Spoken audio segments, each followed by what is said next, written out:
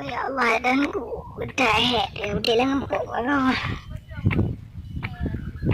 Allah Rabbi, jangan bisa ngomong. Stop, Pak. Jijik Pak. Sini lagi, cepat. Boleh Pak. Nempret tak bingkeng aku. Bukan libu lagi lama.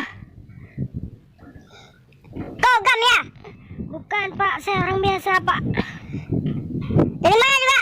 Dari Lampus mau potong pisang ini Pak. Alasan kau pergi-pergi buta ke Lampus. Mana KTP kau? Tunggu Pak sebentar. Ini cepet kali. Ini Pak.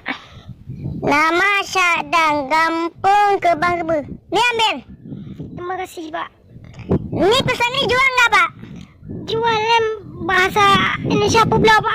Aja dah aku pula. Kenapa yang kena melam cut? Yang bagus mana ni?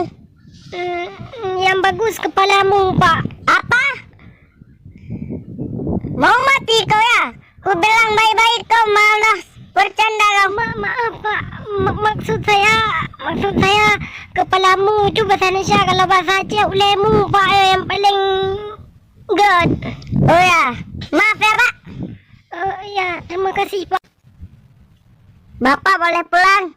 Hati-hati di jalannya Pak, banyak meruah di jalan.